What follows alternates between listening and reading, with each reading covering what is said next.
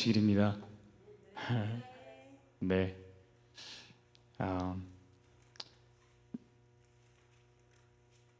한 주를 고작 한 주였는데 네, 아주 오랜 시간 못 뺐던 것 같은 생각이 듭니다.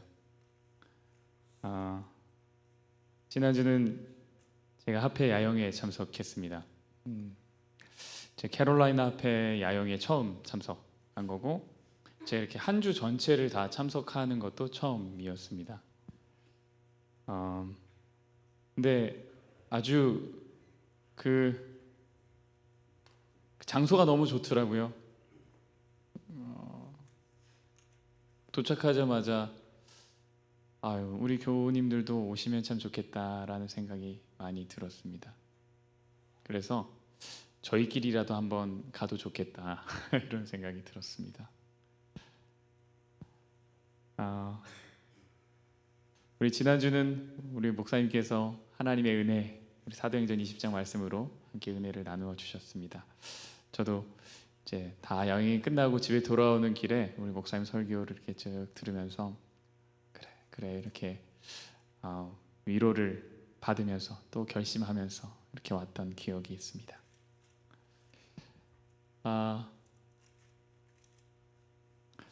오늘은 출애굽기 15장 승리의 찬가라는 제목으로 함께 말씀을 좀 나누려고 합니다. 출애굽기 15장을 같이 펴시겠습니다. 그럼 어떻게 출애굽기 계속 공부 이렇게 하시는 거가 재미가 있으신지요? 네.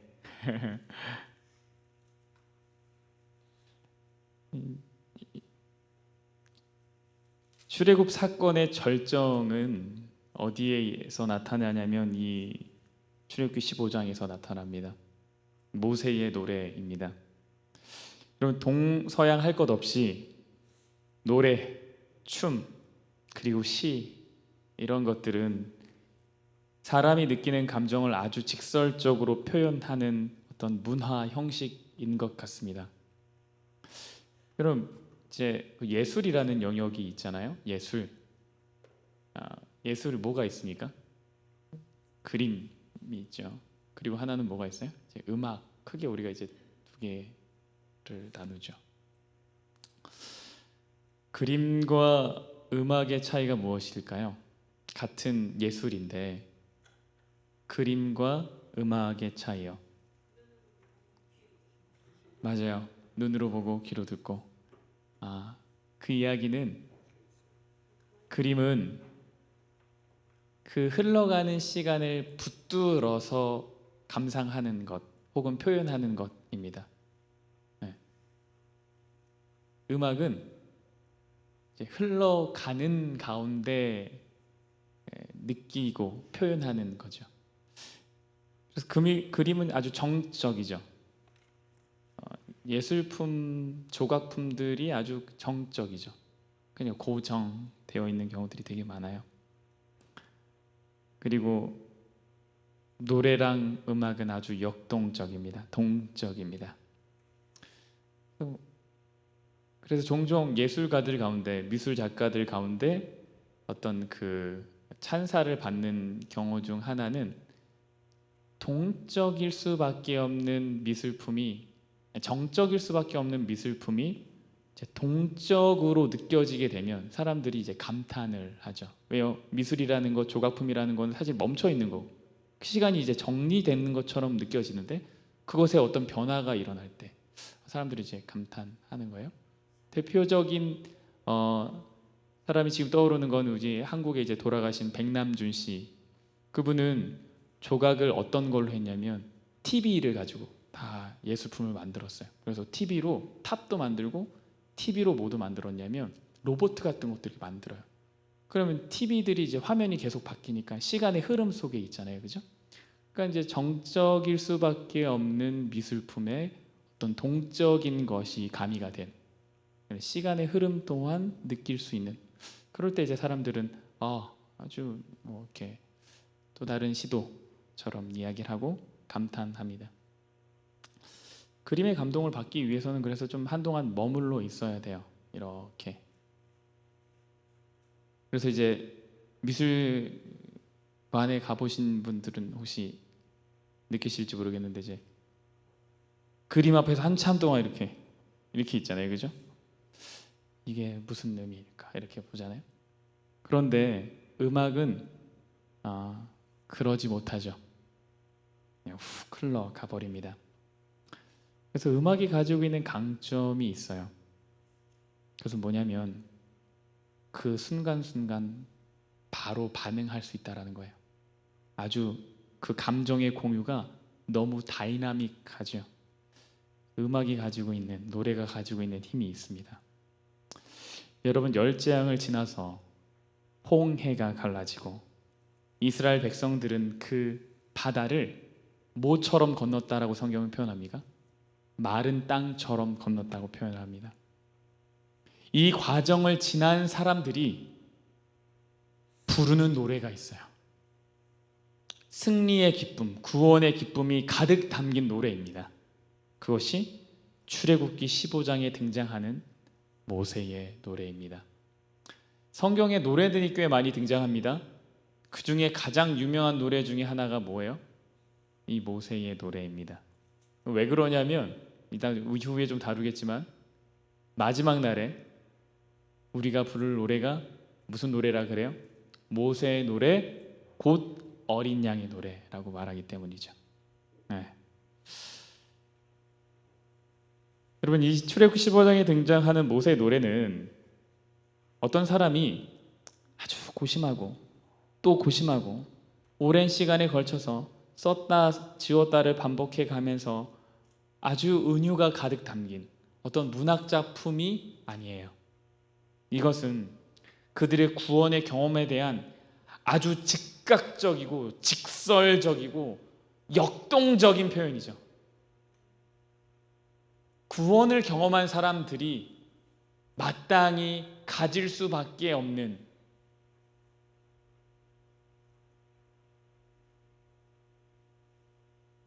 감정들입니다. 우리 1절부터 3절까지를 같이 읽어보겠습니다. 출애굽기 15장 1절부터 3절입니다. 다 펴셨으면 아멘 하시지요. 네, 1절부터 3절까지 함께 읽겠습니다. 이때의 시작. 이때에 모세와 이스라엘 자손이 이 노래로 여호와께 노래하니 일렀으되 내가 여호와를 찬송하리니 그는 높고 영화로우시며 말과 그 탄 자를 바다에 던지셨음이로다. 여호와는 나의 힘이요 노래시며 나의 구원이시로다. 그는 나의 하나님이시니 내가 그를 찬송할 것이요 내 아버지의 하나님이시니 내가 그를 높이리로다. 여호와는 용사시니 여호와는 그의 이름이시로다. 아멘. 여러분, 우리가 방금 이 노래를 같이 읽었잖아요. 여러분은 어떤 감정으로 이 글을 읽으셨습니까?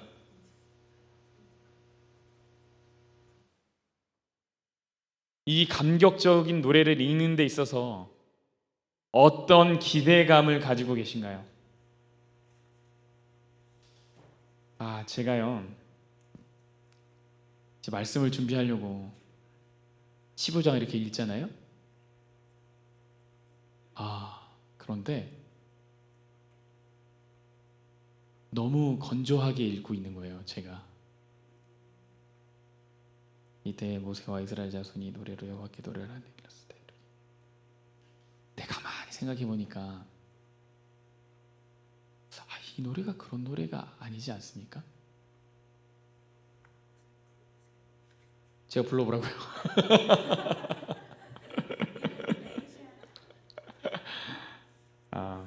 그래서 일단은 제가 오늘 말씀을 나누고자 하는 가장 주된 어떤 목표는 이 노래를 함께 부르고 싶은 열망이 우리 안에 좀 세워져야겠다라는 생각이 들어요. 이게 회복돼야 되겠다. 그러니까 이 노래를 부르십시오가 아니라 나도 이 노래를 부르고 싶다라는 마음이 우리 안에 일어나야 될 것 같아요. 이와 같은 노래, 나도 구원의 감격을 다시 경험하고 싶다 라는 이 감격이 우리 안에 일어났으면 좋겠다. 이것이 제가 오늘 말씀을 준비하는 데 있어서 가장 많이 바랬던 것, 기도했던 것입니다. 그래서 이 찬양 속에 담겨져 있는, 이 노래 속에 담겨져 있는 가운데 어떤 그 감동적인 부분들을 어떻게라도 조금 한번 좀 발견해 보려고 합니다. 1절에 보면 이때에라고 합니다. 이때에, 그죠? 이때에 모세와 이스라엘 자손이 이 노래로 여호와께 노래하니 일러스되라 그래요. 근데 이때가 뭐냐면 이제 히브리 말로 아즈라는 거예요. 아즈. 이 아즈 따라해 볼까요? 아즈. 네, 이 단어가요, 그냥 뭐 평범한 단어가 아니라 어떤 사건을 경험하고 그것에 대한 감격이 차올라서 찬양을 할 때면 종종 등장하는 단어예요. 그래서 다른 노래 가운데서도 이 아즈라는 게 딱 히브리 말로 딱 등장. 아즈. 그리고 이게 뭐냐면 이때에, 구원을 받은 이때에, 바로의 병사들이 더 이상 쫓아오지 못한 그때에, 이게 정말 찬양하지 않을 수가 없는 겁니다. 근데 그들은 이때에 이 노래로 여호와께 노래했다, 이렇게. 이 노래, 디스송이죠. 디스송. 이 노래, 이 얘기는 무슨 얘기냐면 지금까지 불렀던 노래랑은 다른 노래라. 이들이 지금까지 노래를 불렀을까요? 불러왔겠죠. 힘들 때 했던 노래도 있을 것이고 기쁠 때 불렀던 노래도 있을 거예요. 그러나 이 홍해를 건너고 나서 불렀던 노래만큼은 그 전의 노래랑은 다르다는 거죠. 이 노래예요. 이 노래. 이때라는 말은 즉각적이지 않을 수 없었다라는 얘기고, 이 노래라는 얘기는 특별하지 않을 수 없었다라는 얘기죠. 그들이 불렀던 노래는 그런 노래라는 거예요. 그러면서 얘기하기를 내가 여호와를 찬송하리니 라고 말합니다.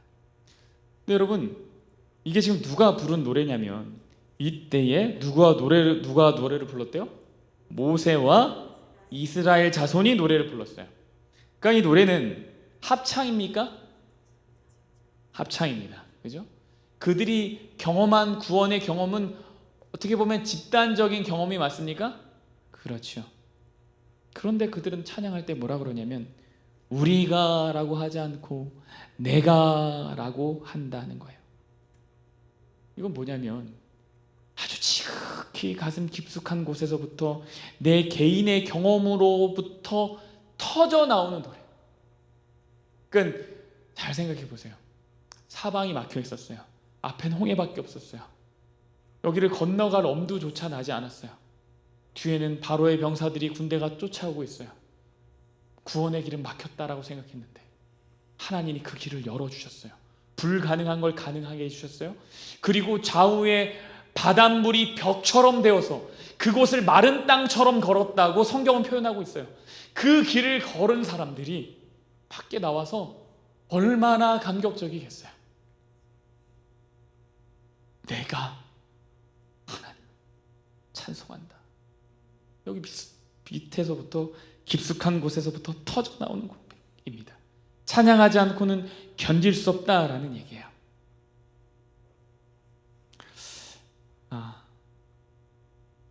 제가 정말 이 느낌을 다 이해할 수 없구나라는 생각을 하게 돼요. 그러니까 너무 거리가 멀어요. 이 이스라엘 백성들이 경험한 구원의 경험과 지금 나와는 너무 거리가 멀어요. 시간적인 간격도 너무 큰데 마음의 간격이 훨씬 큰 것 같다라는 생각이 들어요. 그래서 제가 이거를 읽으면서 계속 생각했죠. 왜 나는 지금 이 찬양을 하지 못하나? 왜 이것이 그냥 글자처럼만 느껴지나? 어떻게 이 간격을 좁힐 수 있을까? 저는 사실은 말씀을 준비하면서 계속 그 기도를 했던 것 같습니다. 여러분 2절을 읽어보겠습니다. 2절. 여호와는 나의 힘이요 노래시며 나의 구원이시로다. 그는 하나님이시니 내가 그를 찬송할 것이요 내 아버지 하나님이시니 내가 그를 높이리로다. 여러분, 이스라엘 백성들이요, 여호와는 나의 힘이요 노래시며 나의 구원이시다라고 말합니다. 여러분, 하나님이 여러분에게 정말로 지금 힘이고 노래고 구원이십니까? 그래서 내가 하나님을 향해 찬송하지 않고는 견딜 수가 없는 상태이십니까? 여러분, 질문이 이거예요. 어떻게 하면 우리가 이 찬양의 단계로 들어가냐 하는 거죠. 여러분, 우리 다 대부분 찬양을 좋아하세요, 그죠? 노래하면 다 찬양 좋아하시죠. 늘 찬양을 하십니다. 그러나 우리는 종종 정말 특별한 마음으로 찬양할 때가 있음을 알고 있어요. 어떻게 알죠? 경험적으로 알고 있어요, 그죠? 새 노래로 찬양할 때가 있더라는 거예요. 여러분, 새 노래라는 게 새로운 노래, 이전에 없던 노래, 이게 사실은 그냥 정말 새 노래가 아니라 새 마음으로 드리는 모든 노래는 다 새 노래입니다. 어떻게 하면 이 새 노래를 하는 그 이전과는 다른 특별한 찬양의 깊이로 들어갈 수 있을까? 여러분, 혹시 flow라는 단어를 아십니까? flow, F-L-O-W. 이게 사실 요즘 젊은이들이 많이 좀 쓰는 단어인데,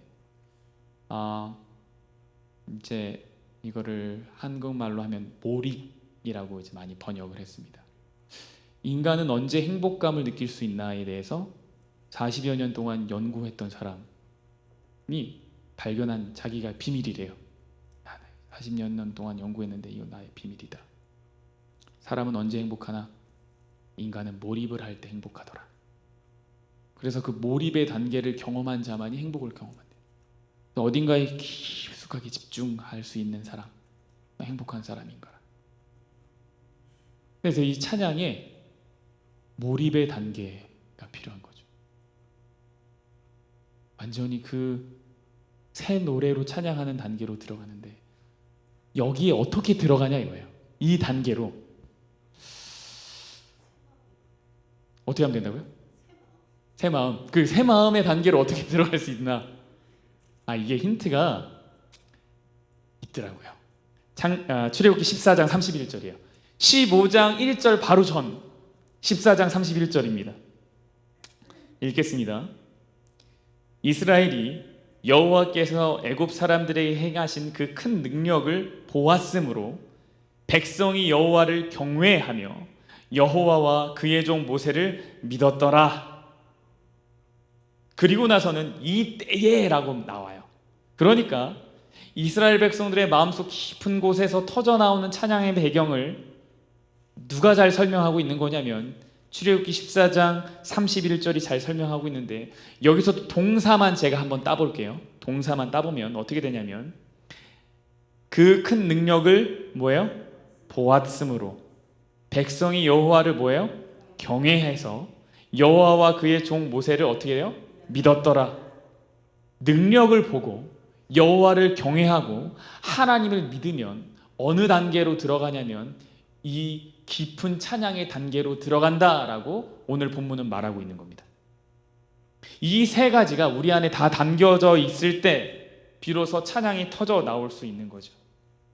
이 세 가지를 이해하기 위해서 우리 잠시 계시록 15장으로 가겠습니다. 아까 이 모세의 노래는 무엇의 노래라고 했죠? 어린 양의 노래. 거기 계시록 15장에도 나와요. 아주 기억하기 쉬운데, 출애굽기 15장에 모세의 노래, 계시록 15장에 무슨 노래 나와요? 어린 양의 노래가 나옵니다. 15장이 나와요. 그래서 15장 2절부터 3절, 4절 이렇게 읽겠습니다. 찾으셨으면 아멘 하시겠습니다. 함께 읽겠습니다. 시작. 또 내가 보니 불이 섞인 유리 바다 같은 것이 있고 짐승과 그의 우상과 그의 이름의 수를 이기고 벗어난 자들이 유리 바닷가에 서서 하나님의 검은 거를 가지고 하나님의 종 모세의 노래 어린 양의 노래를 불러 이르되 주 하나님 곧 전능하신 이시여 하시는 일이 크고 놀라우시도다. 만국의 왕이시여 주의 길이 의롭고 참 되시도다.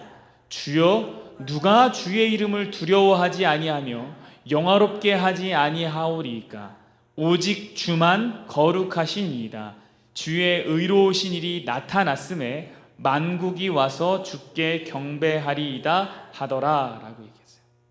여기서 보면 출애굽기 14장 31절과 계시록 15장에 나와 있는 이 이제 모세의 노래와 어린 양의 노래의 공통점들을 좀 찾을 수 있습니다. 첫 번째는 둘 다 뭐가 나와요? 바닷가가 나온다라는 거죠. 홍해를 건넌 자와 벗어난 자들. 그래서 어디가에 선 사람들? 유리 바닷가에 선 사람들. 그래서 요한은 이 사도 요한은 이 모세의 노래의 경험, 애굽에서 나온 출애굽의 경험과 우리가 훗날 경험하게 될 유리 바닷가에서의 경험을 동일한 경험으로 바라보고 지금 설명하고 있습니다. 근데 여기에 공통점이 있다는 거예요. 첫 번째는 뭐냐면 큰 능력이에요. 14장 31절에서 아까 무엇을 보았다 그랬죠? 큰 능력을 보았다. 근데 능력이 혹시 기억나십니까? 능력이 다른 말로 뭔지 혹시 기억나십니까? 손. 하나님의 능력, 이 얘기가 뭐냐면 하나님의 손이라는 뜻이에요. 그래서 능력을 본 사람은 사실 뭘 본 거냐면 하나님의 뭘 본 거예요? 손을 본 거예요. 능력을 경험한 사람은 뭘 경험한 거예요? 하나님의 손을 경험한 거예요. 어떤 손이요? 의로운 오른손이요. 나를 감싸시는 손이요. 나를 보듬으신 손이요. 그 손을 경험한 거죠. 근데 계시록 15장 3절에서 뭐라 그러냐면 전능하신 이여라고 능력에 대한 이야기를 하죠. 하시는 일이 크고 놀라우시도다 라고 말하고 있는 거예요. 이 큰 능력이 나온다라는 거예요. 두 번째는 여호와를 경외하는 거예요. 아까 뭐라 그랬습니까? 하나님을 경외하고 여호와를 경외했다 이렇게 얘기했죠. 그런데 15장 4절에 뭐라고 얘기해요? 주여 누가 주의 이름을 두려워하지 아니하며, 그렇죠? 경외하지 아니하며 이 이야기입니다. 출애굽기는 어떤 책이라고 말씀드렸냐면 누구를 두려워하며 살 것인가에 대한 책이라고 말씀을 드렸어요. 여러분 그날에 애굽을 나와서 홍해를 건넌 그날에 하나님의 능력을 본 사람들이 많습니까?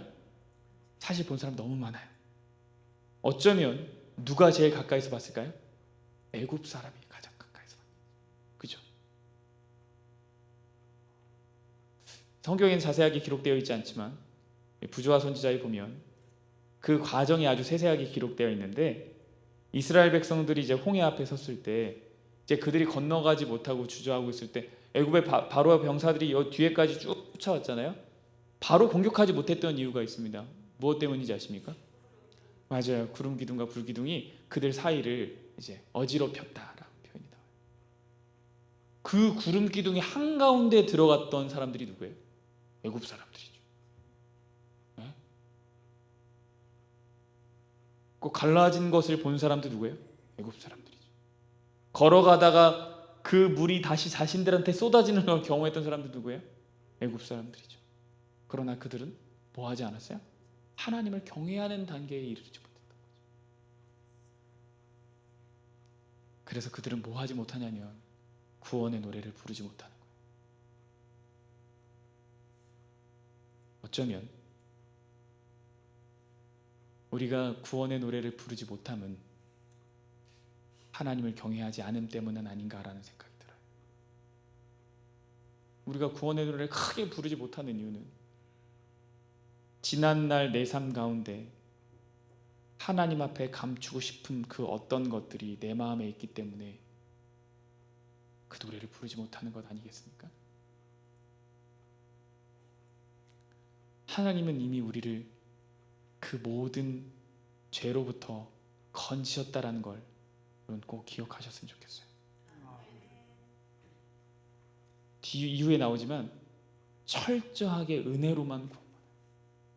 그래서 우리의 모든 잘못과 불편함들을 하나님 앞에 낱낱이 고할 때만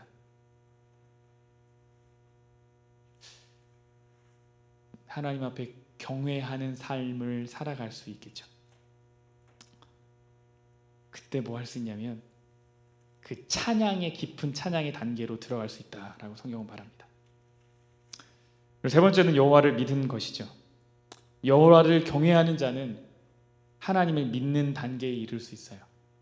여호와를 경외하지 않는 자는 하나님을 믿는 단계에 이르지 못합니다. 우리의 믿음이 약해질 때는 하나님을 경외하지 않을 때예요. 하나님이 내 삶에 마치 없는 것처럼 살아갈 때라는 겁니다. 그래서 믿는다는 것은 그 능력의 하나님이 나를 돌보신다는 것을 확신하는 거예요. 하나님이 내 삶에 실존한다라는 걸 확신하는 거예요. 경외하는 거고 믿는 거예요. 이 세 단계를 걸쳤을 때 우리 안에 이것이 이렇게 쌓여가지고 마치 이 적절한 표현인지 모르겠는데 여러분 그 코카콜라 이런 특정 상표 이야기한 거니까 그냥 콜라 콜라에 아이들이 먹는 그 멘토스라는 사탕이 있는데 그걸 이제 안에서 넣으면은 이게 팍 폭발합니다. 화학작용이 일어나서 이게 터지는 거예요. 마찬가지로 하나님의 능력을 우리 안에 담고 하나님을 경외하기로 하는 것을 내 마음에 담고 그것을 하나님을 믿는 단계까지 이렇게 나갔을 때 우리 안에서 이것이 무슨 작용이 일어나고 마치 화학작용처럼 일어나. 그럼 뭐 하는 거예요? 팍 터지는 거예요. 우리 모두가 이러한 단계로 이뤄가는 축복이 있기를 바랍니다. 간절히 바랍니다. 네. 이 부분에 대해서 화이트는 이렇게 설명했어요. 이 노래는 14만 4천 명 외에는 아무도 배울 수 없는 노래이다. 지금 이 어린 양의 노래, 모세의 노래에 대한 이야기를 하는 거예요. 그것은 모세와 어린 양의 노래, 곧 구원의 노래이다. 그 노래는 14만 4천 명 외에 아무도 부를 수 없는 노래이다. 왜냐하면 그것은 그들의 체험의 노래, 곧 다른 어떤 사람도 체험하지 못한 경험의 노래이기 때문이다. 여러분, 모세의 노래, 어린 양의 노래는 무슨 노래냐면 경험의 노래예요.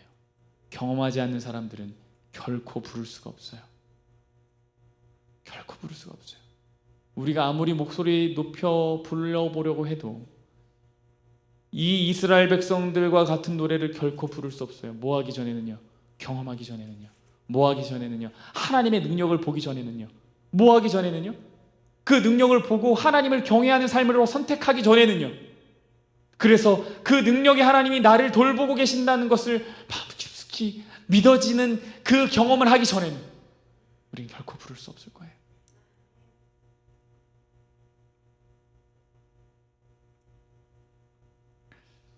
계속해서 읽겠습니다. 그들은 어린 양이 어디로 인도하든지 따라가는 자며 살아있는 자들 가운데서 땅으로부터 끌어올림을 받은 사람들이다.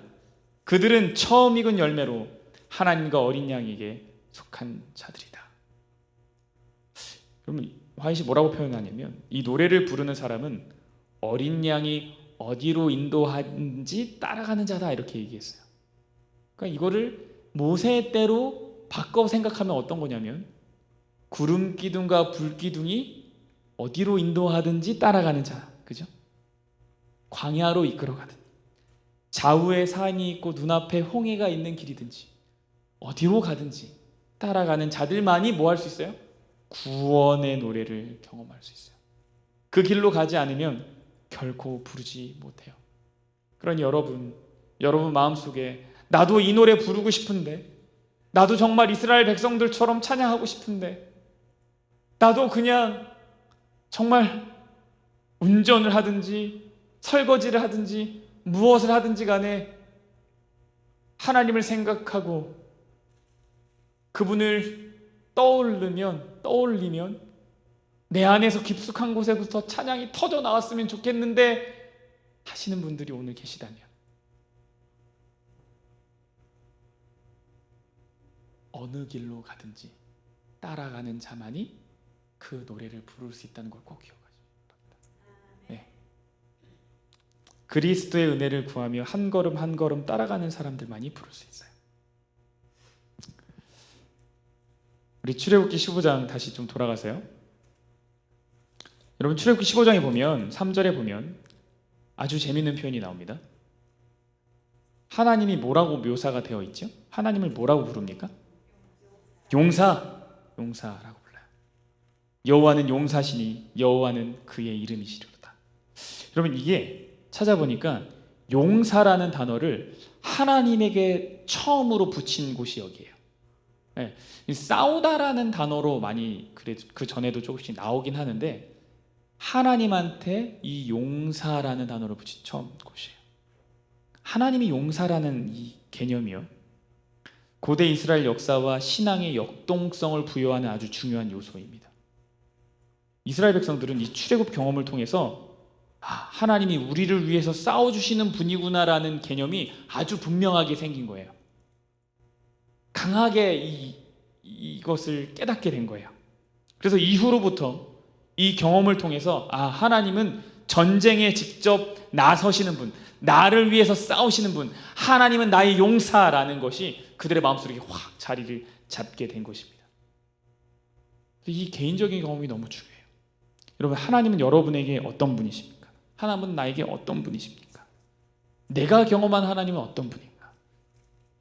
이거 너무 중요한 부분이에요. 이 인식의 확장이 계속될 때 믿음 안에서 전진하게 되는 좋은 걸음이 돼요. 여러분, 사람은 공간의 지배를 많이 받는다라고 합니다. 예전에는 건축가들이 어떻게 건축을 했냐면 예쁘게만 지었어요. 멋있게만 지었고 실용적으로만 지었어요. 근데 과학자들이 이제 연구를 해보니까 이거 공간이 바뀌면 뭐가 바뀌냐면 그들의 결과물, 그러니까 아웃컴이라 그러죠.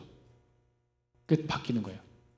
그 연구소에서 일하는 사람이 천장이 낮은 곳에서 일하던 사람이 천장이 높은 곳에서 가서 일하니까 연구 결과가 달라지고 연구 결과의 양이 달라지는 거예요. 그래서 사람들이 실험을 했어요. 천장을 1m 올라갈 때 어떻게 바뀌나, 2m 올라갈 때 어떻게 바뀌나, 3m 올라갈 때 어떻게 바뀌나, 이런 걸 다 실험했어요. 그래서 예전에는 건축가들은 건축가들끼리만 일하고 과학자들은 과학자들끼리만 일했는데 이제는 어떻게 해요? 다 같이 모여서 일해요.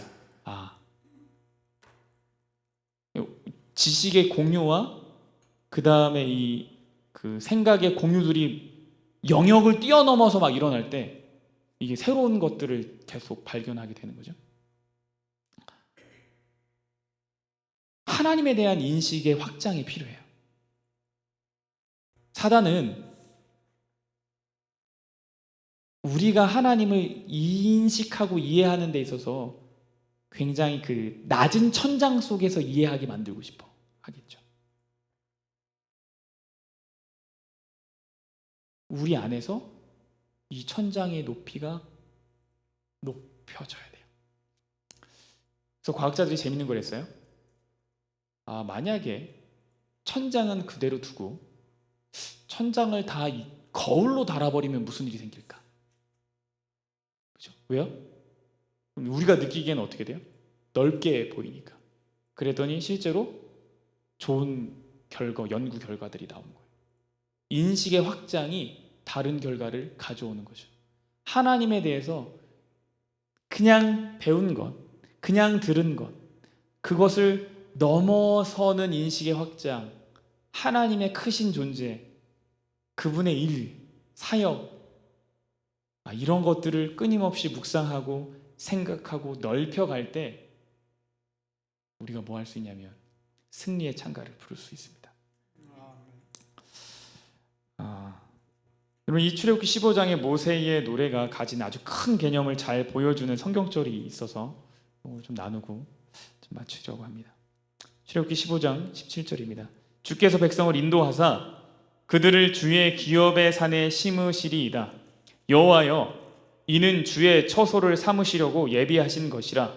주여, 이것이 주의 손으로 세우신 성소로소이다.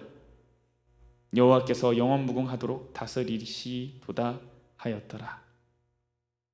여기 보면 주의 처소로 삼으시려고 예비하신 것이라. 이것이 뭐래요? 성소다. 여러분들 근데 이 성소라는 단어가 처음 쓰여진 게 여기거든요. 근데 두 번째 쓰여진 곳은 실제로 성소를 세울 때인데 출애굽기 25장 8절입니다.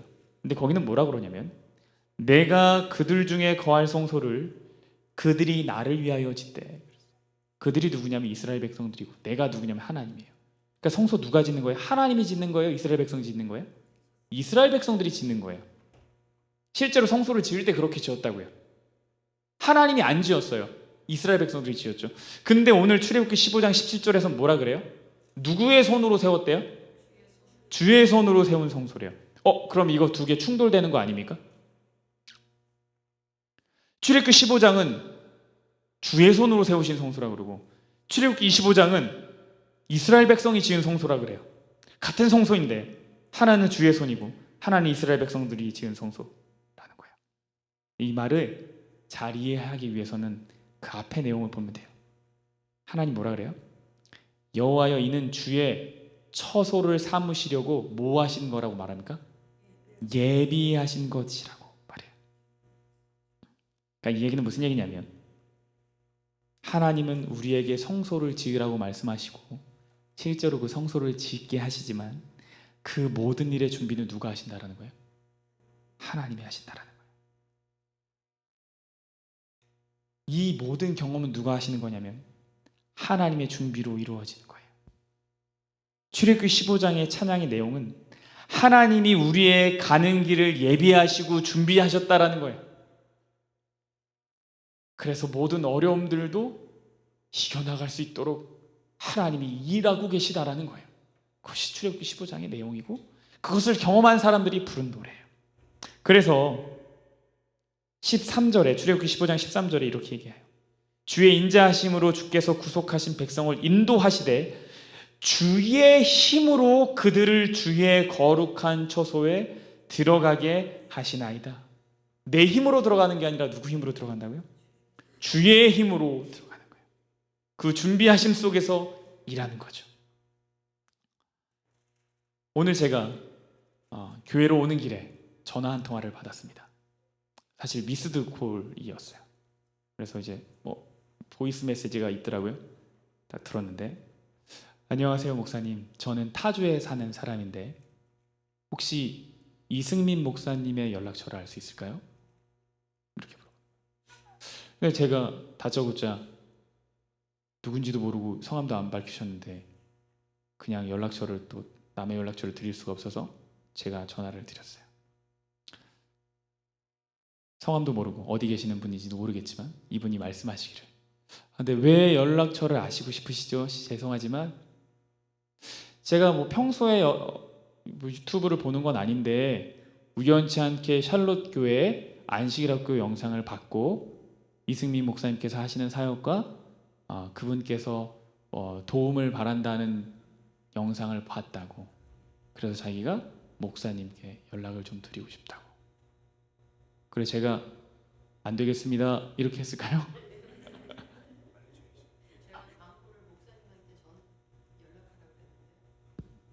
저한테요? 그럼 잘하셨습니다. 네네. 네네. 네, 알겠습니다. 제가 운전 중이라서요. 운전이 멈추자마자 바로 연락을 드리겠습니다.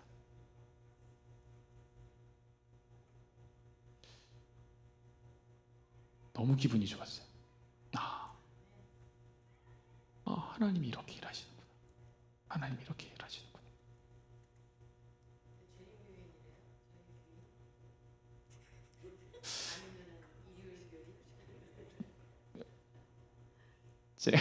제가 느끼기엔 대화 가운데 느끼기에는 저희 교회 교인으로 하나님이 참 일하시는 방법들이 신기하죠. 이미 준비하고 계시는 하나님을 제가 오늘 만났어요. 참 우리를 사용하신 하나님. 그동안 이 방송을 위해서 늘 수고하시고 봉사하시는 우리 집사님들, 그죠? 이 단 한 번의 경험도 정말 그 무엇과도 바꿀 수 없는 경험이죠. 하나님이 우리를 사용하신 거예요. 하나님이 우리를 사용하신 거예요.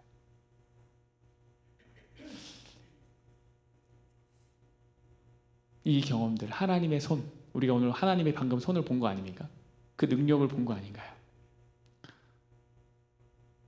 묵상하고 하나님이 정말 살아계시는구나를 기억하고 가슴에 담고 그것을 믿어 우리 안에서 승리의 찬가가 마음껏 울려나는 안식일이 되었으면 좋겠습니다. 우리 함께